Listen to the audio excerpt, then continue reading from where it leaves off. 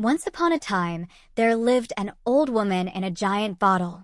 A ladder lay in the bushes nearby, and every time she needed to enter, she would lean it against the bottle's neck.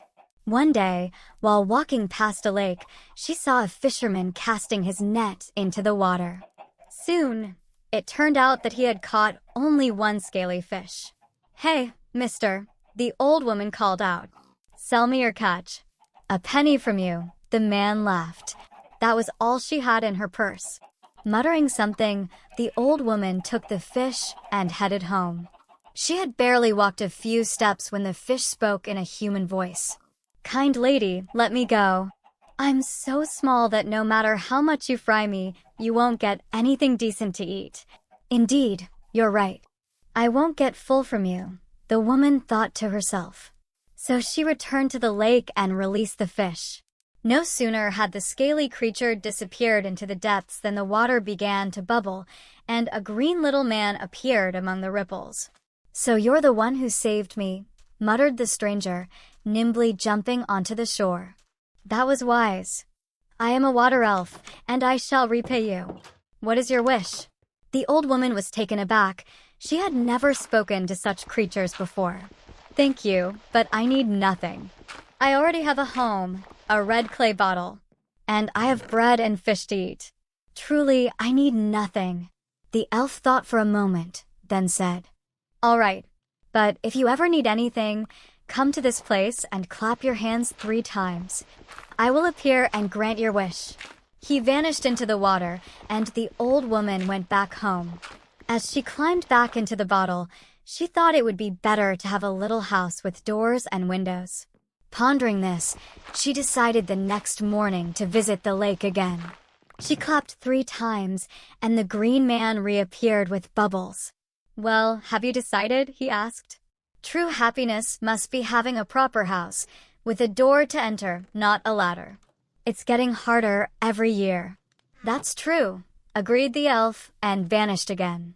When the woman returned to the village, instead of her red clay bottle, she found a charming little pink house.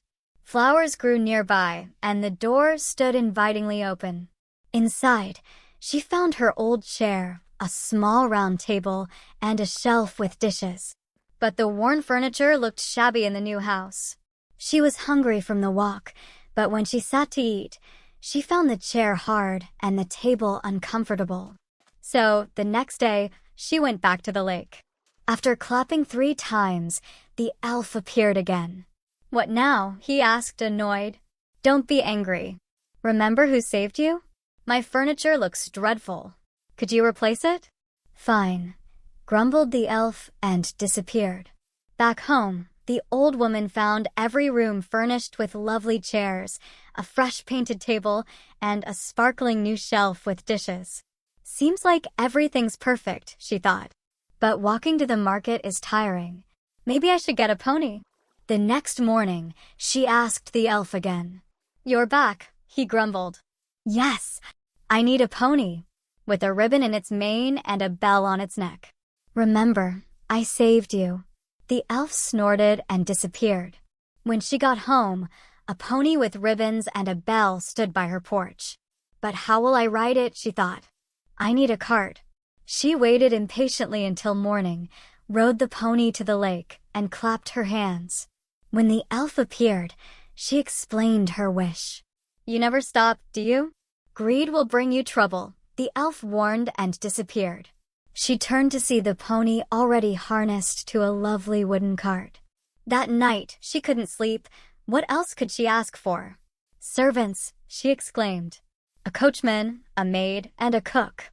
At sunrise, she rushed to the lake, clapped her hands, and when the elf appeared, she began. "I saved your life, so now you must follow my orders. I want a coachman, a maid, and a cook." With a twirl, she hurried home to see the next miracle. But when she arrived, the pony and cart were gone. The elf was nowhere to be seen. Only ripples danced on the lake. She walked home on foot. And there, instead of a pink house, stood her old red clay bottle. In the bushes, her worn-out ladder.